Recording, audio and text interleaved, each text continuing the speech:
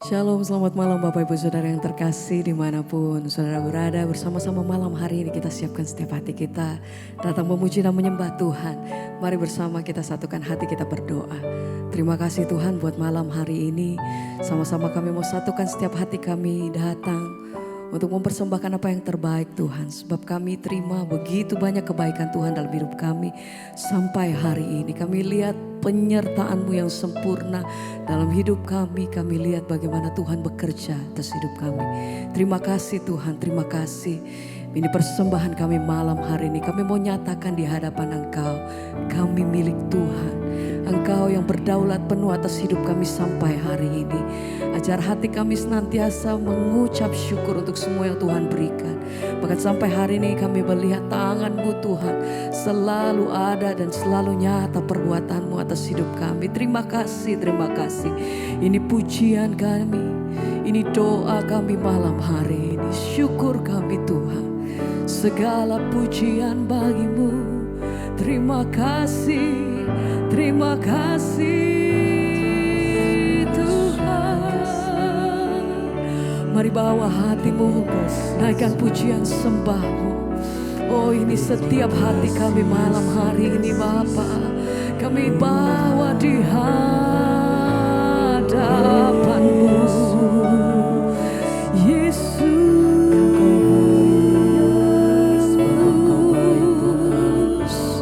Terima kasih, penuhi setiap hati kami Tuhan malam hari ini. Terima kasih. Jesus, terima kasih Tuhan. Sebab aku ini milik-Mu, aku di dalam hati-Mu, kasih setia-Mu yang menghidupkan aku. Katakan, aku milik-Mu, sebab aku ini milik-Mu. Tak ku pertahankan hidupku, biar kehendak-Mu Tuhan. Kerjakanlah Allah. Amin. Segenap hati kami nyatakan, oh, sebab aku ini milik-Mu, aku di dalam hati-Mu, di dalam hati-Mu. Oh, kasih setia, kasih-Mu yang menghidupkan aku. Sebab aku milik-Mu Tuhan.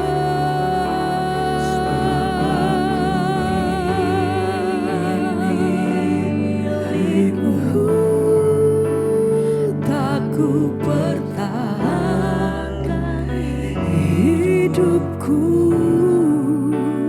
biar kehendak-Mu kerjakanlah dalamku. Sama-sama mari yang Engkau nyatakan, sebab aku ini milik-Mu, aku di dalam hati-Mu, kasih setia-Mu yang menghidupkan aku. Oh, sebab aku ini milik-Mu, tak ku pertahankan hidupku, biar kehendak kerja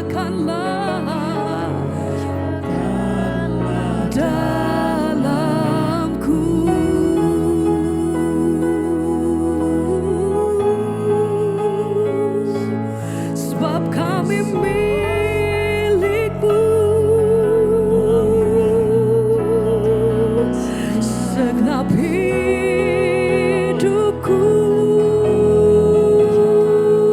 Tuhan hanya bagimu.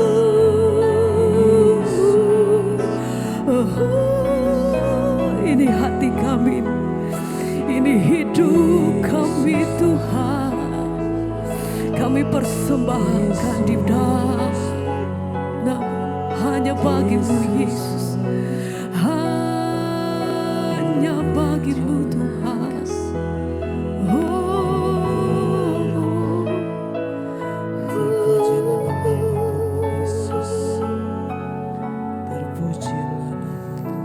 Sebab aku ini milikmu, aku di dalam hatimu. Amin. Kasih setia, kasih-Mu Tuhan yang menghidupkan aku.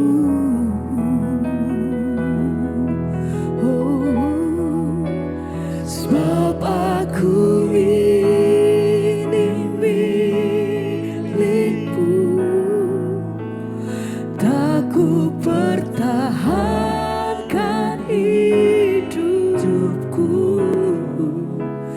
biar kehendak-Mu kerjakanlah dalamku.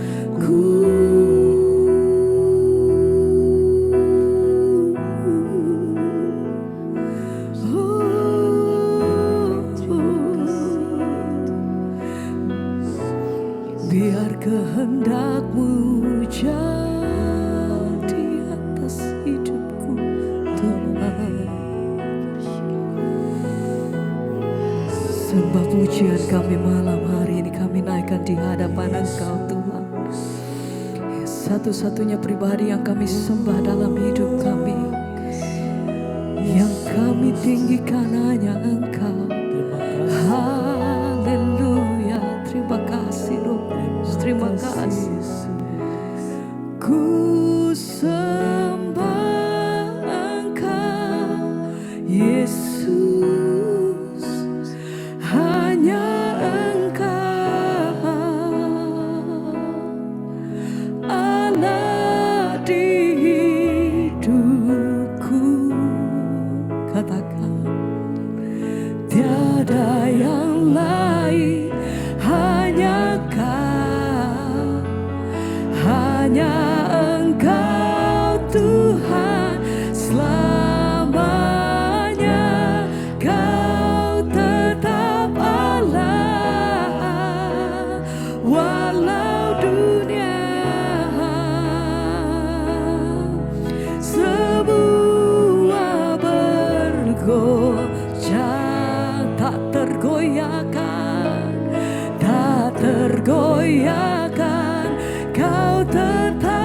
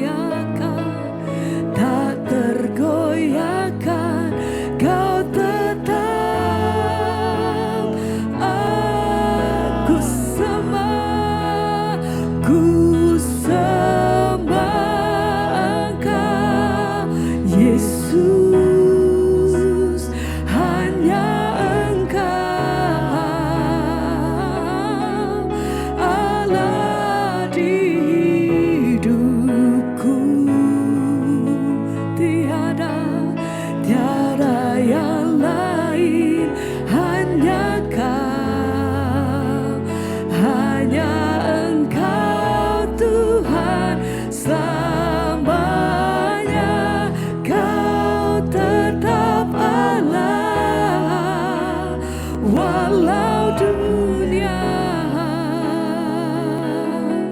semua bergoncang, tak tergoyahkan, Kau tetap Allah.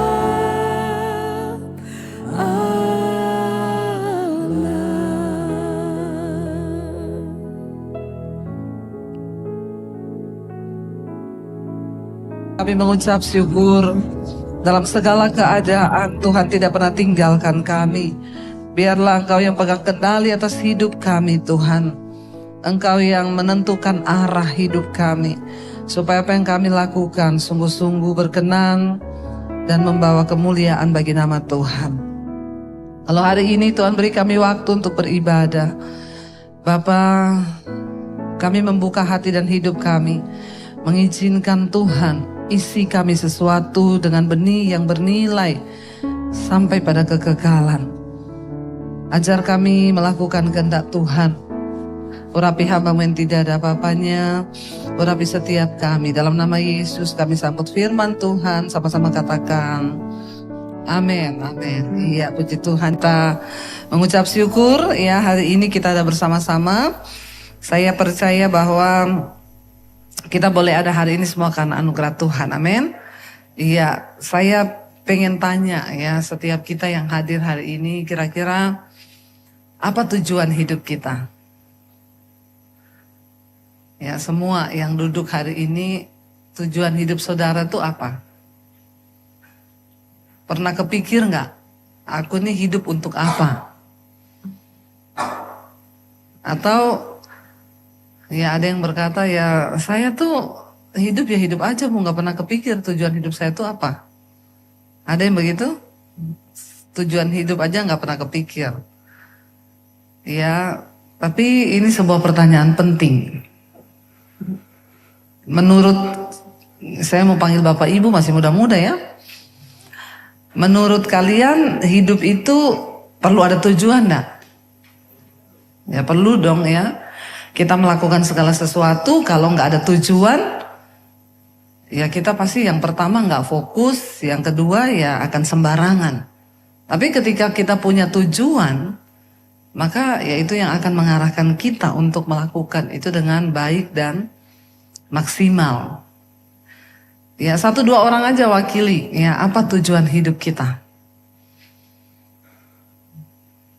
Nggak apa-apa kalau salah nggak dihukum.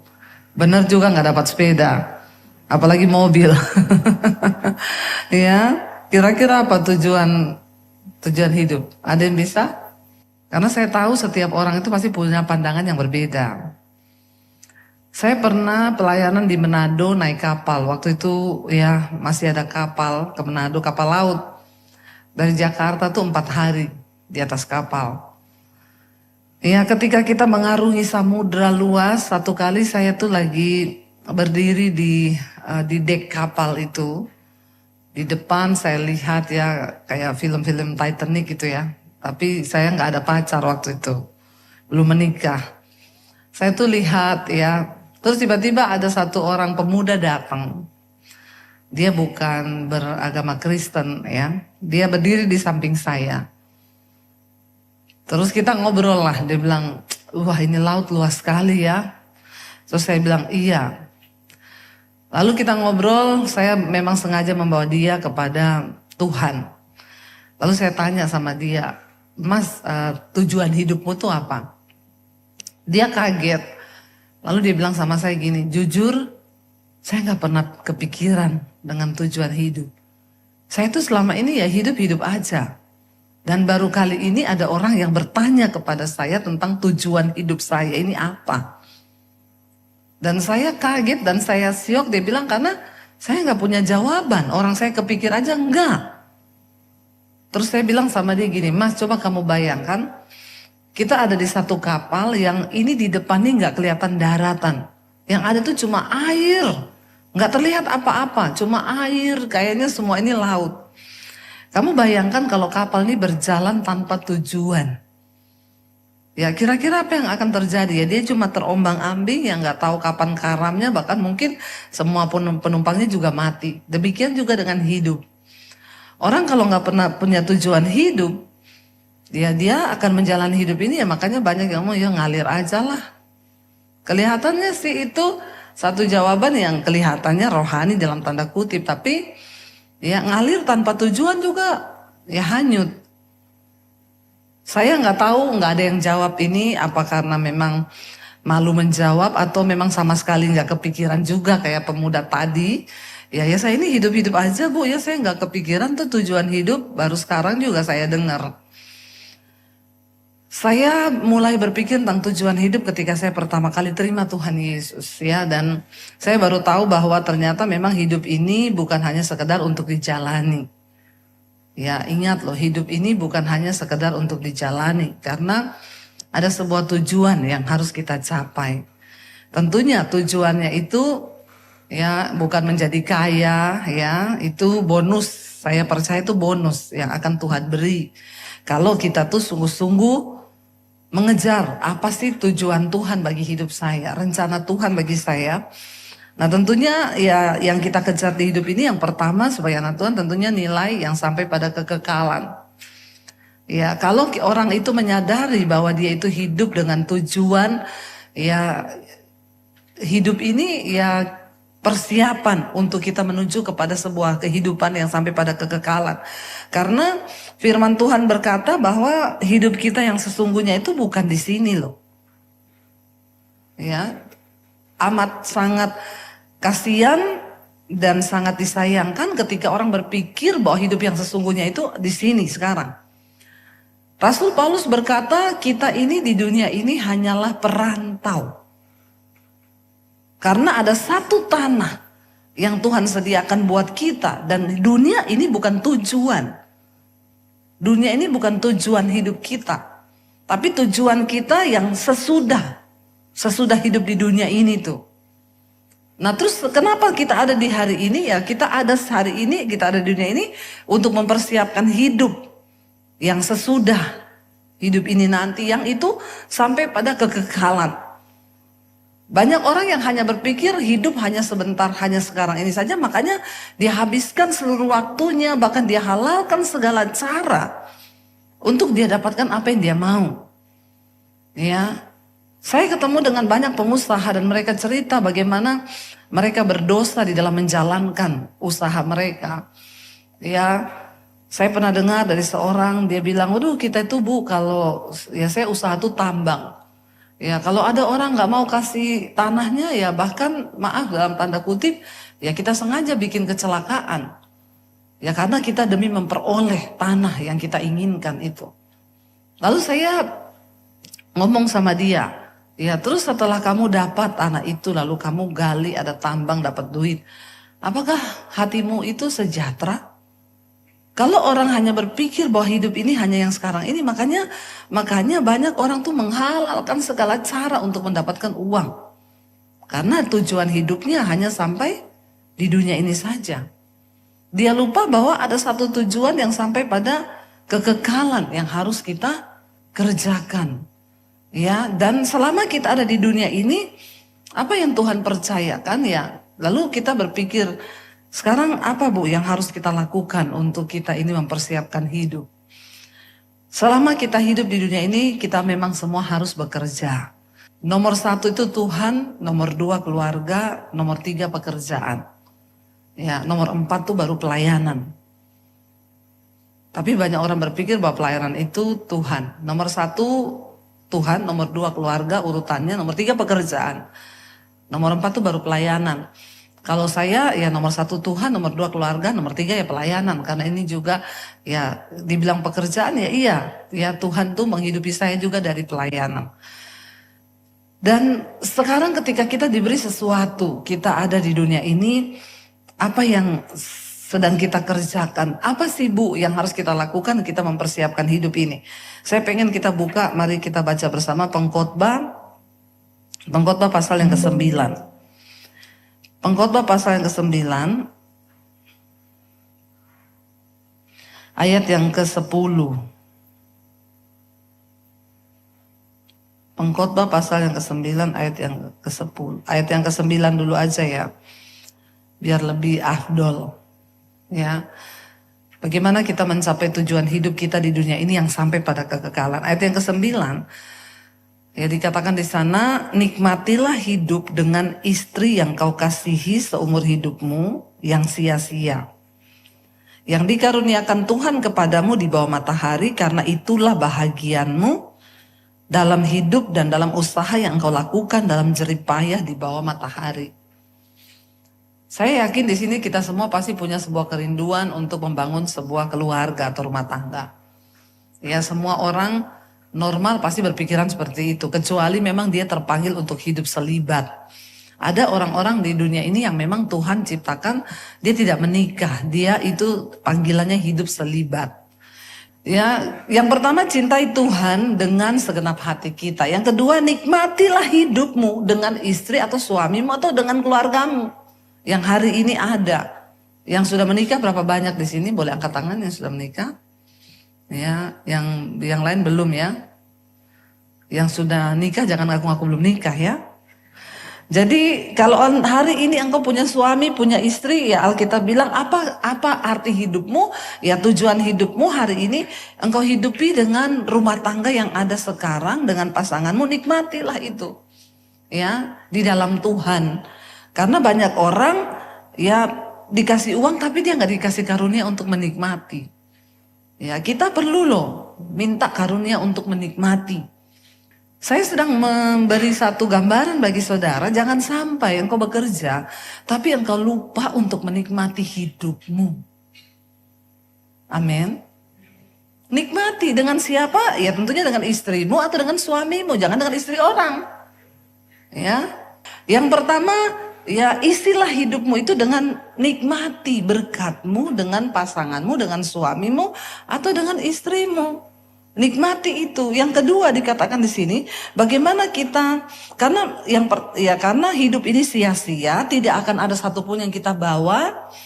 Ya, karena itulah bahagiamu. Saya pernah lihat satu ilustrasi, satu ekor tupai. Dia masuk ke salah satu kebun. Jadi kebun itu semua tertutup rapat. Hanya ada satu lubang sempit banget. Jadi tupai itu berusaha masuk dari lubang sempit itu. Waktu dia masuk kan dia belum makan. Dia masuk akhirnya ke kebun itu. Dia makan itu buah saudara sampai dia 3 hari di situ, perutnya gendut, ininya gendut. Waktu dia mau keluar, dia nggak bisa keluar. Karena lubang itu sempit. Akhirnya dia diet dulu 3 hari lagi tidak makan. 3 hari baru dia bisa muat lagi keluar dari lubang itu. Itu gambaran manusia itu di dunia ini. Kita tuh lahir nggak bawa apa-apa. Kita datang ke dunia ini telanjang. Waktu kita pulang nanti dipanggil Tuhan juga kita nggak bawa apa-apa. Jadi nikmatilah setiap hari yang engkau ya alami. Boleh punya mimpi tapi jangan terlalu halu. Kadang orang itu nggak bahagia tuh karena halu. Apalagi dengan adanya dunia media sosial sekarang.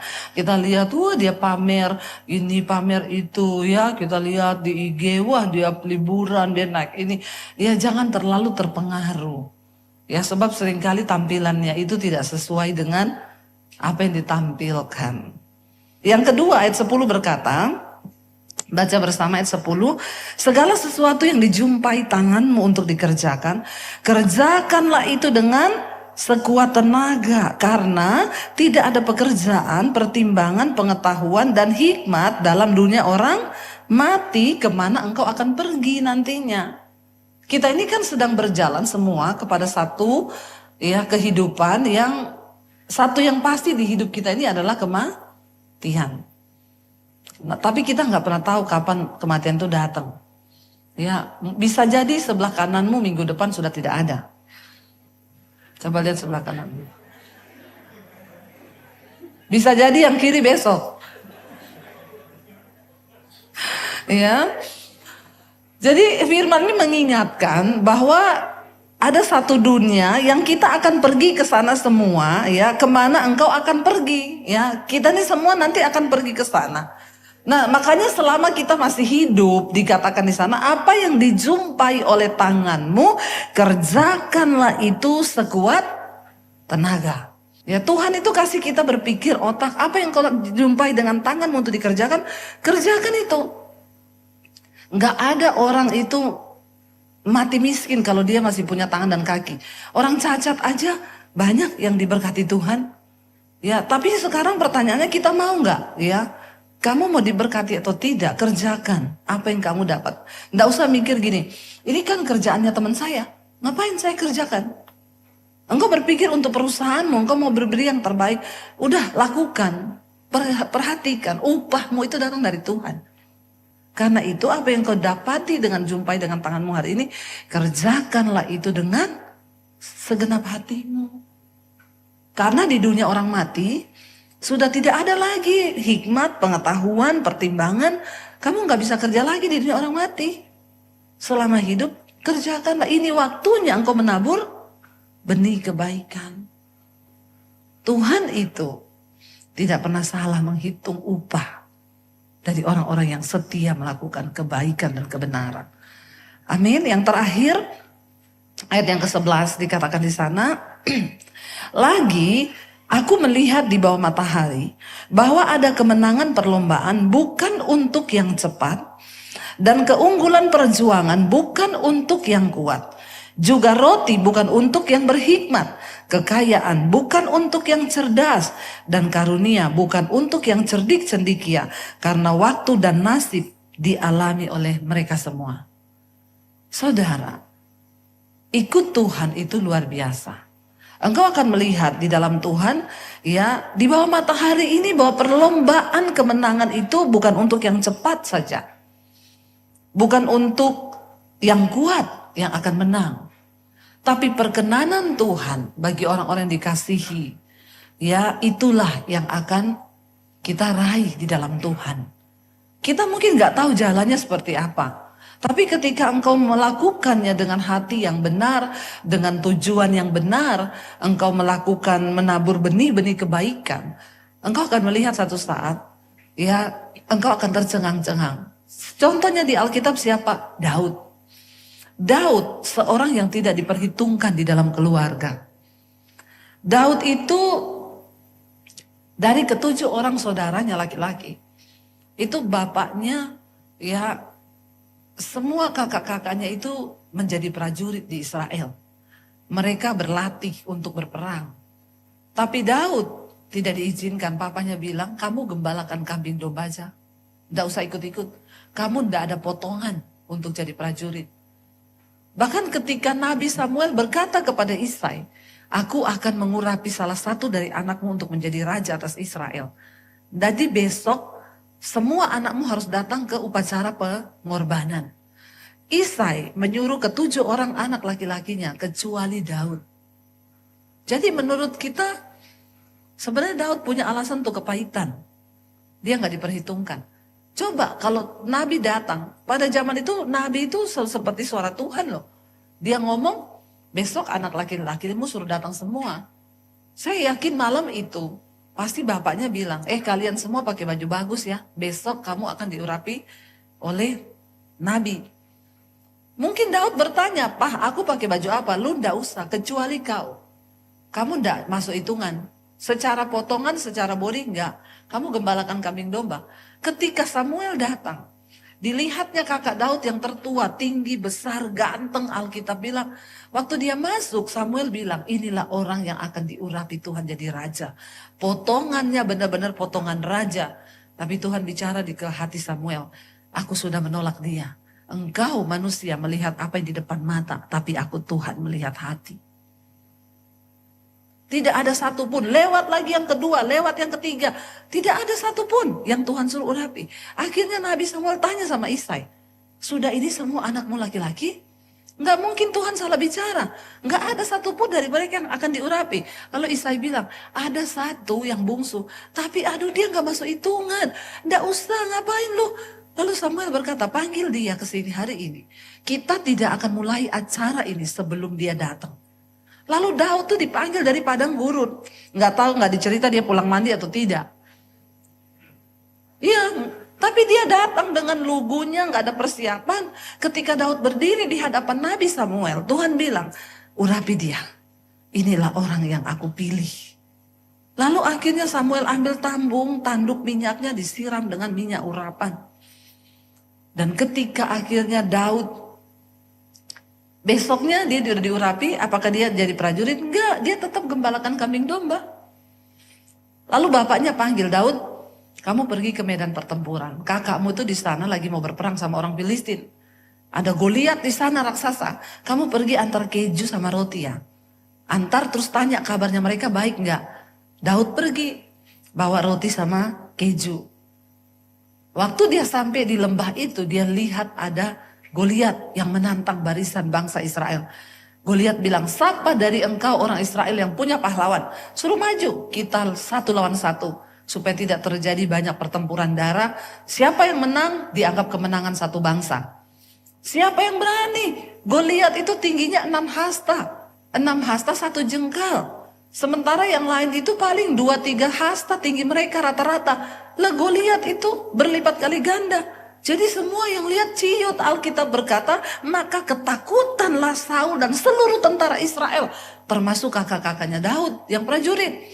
Tapi ketika Daud sampai di situ, Daud tidak tahu kalau hari itu adalah hari promosi besar buat dirinya dari Tuhan. Apakah Daud tahu? No. Dia pergi ke situ cuma bawa roti dan keju.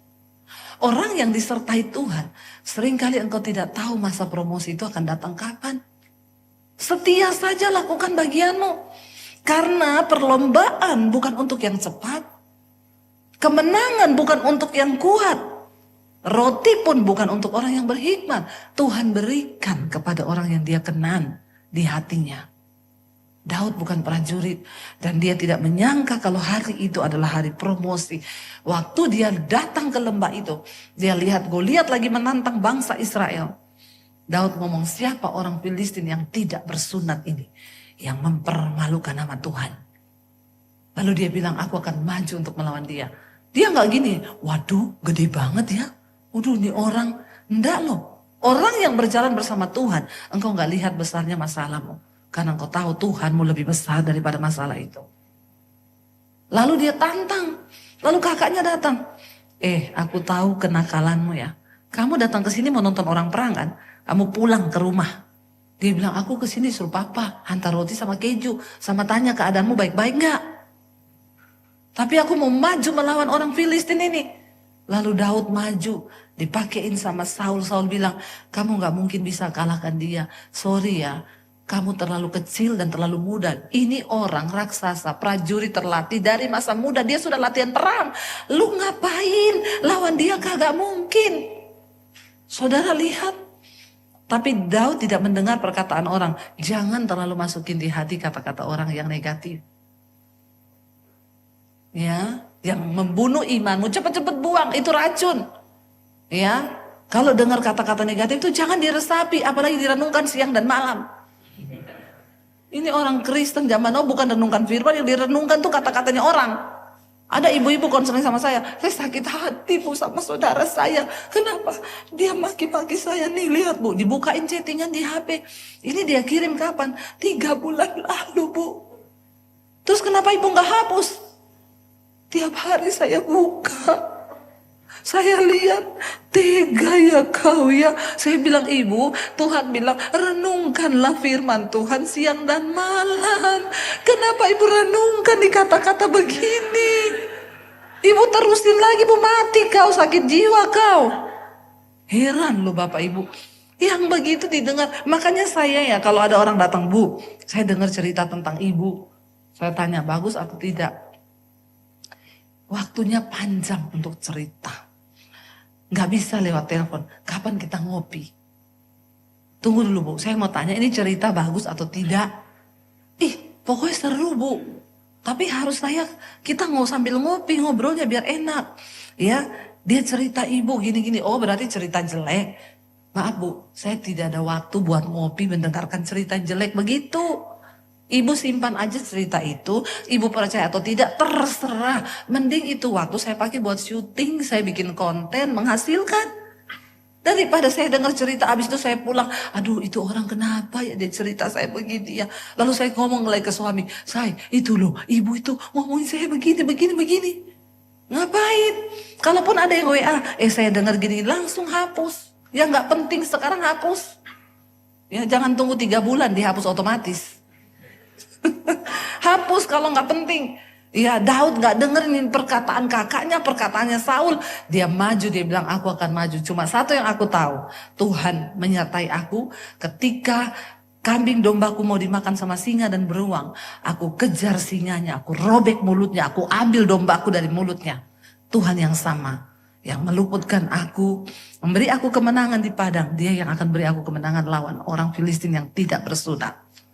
Lalu dia maju, cuma bawa batu. Lalu Goliat maju dan berkata, kamu pikir saya anjing? Orang tuh mau perang bawa senjata. Bawa tombak, lembing, dan pedang. Kamu datangi saya pakai batu. Kamu pikir saya ini anjing? Tapi satu batu, Daud ambil 5 batu dikali. Satu batu pertama, dia taruh di ketapelnya. Dia arahkan ke Goliat. Langsung kena di dahi. Satu batu pertama membuat dia jatuh dan mati tersungkur. Siapa yang beri kemenangan? Tuhan. Makanya ketika Goliat berkata, kamu pikir anjing, kamu datangi aku tanpa senjata? Daud bilang, engkau mendatangi aku dengan tombak, lembing, dan pedang. Tapi aku datangi engkau dengan nama Tuhan Allahku. Dan aku akan membunuhmu hari ini supaya bangsa Israel dan bangsa Filistin tahu bahwa kemenangan dalam sebuah pertempuran bukan tergantung pada perang, bukan tergantung pada senjata yang dibawa, tapi dari tangan Tuhan yang kuat. Maaf ya, kemenangan bukan untuk yang kuat, perlombaan bukan untuk yang cepat. Mungkin skillmu biasa-biasa, mungkin engkau gak punya ijazah luar negeri. Tapi kalau engkau berjalan bersama Tuhan dan engkau hidup dalam kebenaran, engkau melakukan segala sesuatu itu dengan sungguh hati. Apa yang dijumpai tanganmu, jadi orang ringan tangan. Itu yang dimaksud. Apa yang kau jumpai, kerjakan itu dengan segenap hati. Maka upahnya Tuhan beri bagi engkau. Amin. Mari kita tundukkan kepala. Kita berdoa. Terima kasih Tuhan, kami percaya Tuhan itu tidak pernah kurang cara, Tuhan gak pernah kurang hikmat untuk memberikan kami pertolongan dan mujizat. Kami tahu bahwa perjuangan itu bukan untuk yang kuat, keunggulan itu, kemenangan bukan untuk yang cepat, bukan untuk yang berhikmat, tapi Tuhan berikan kepada orang-orang yang dikenan oleh Tuhan. Biarlah kami berkenan, kami bekerja dengan hati yang murni, melakukan segala sesuatu dengan hati yang tulus buat Tuhan, supaya kami juga melihat pembelaan dan pertolongan Tuhan tepat pada waktu. Terutama hidup kami Tuhan, bahwa kami untuk melakukan segala sesuatu dengan hati yang tulus kami lakukan untuk Tuhan, maka Tuhan memberkati. Di dalam nama Tuhan Yesus kami percaya berkat Tuhan turun atas setiap kami, bangsa kami Tuhan, bahkan keluarga kami. Tidak ada satupun yang terlewatkan di dalam nama Yesus. Mari buka hati dan tanganmu, saudara, terimalah berkat dari Allah Bapa, cinta kasih Tuhan Yesus Kristus, penyertaan Allah Roh Kudus menyertai hidupmu mulai hari ini, bahkan sampai kalian kedua Tuhan Yesus datang menjemput kita. Namamu tercatat dalam kitab kehidupan. Dan yang percaya diberkati Tuhan katakan bersama, amin, amin. Tuhan memberkati.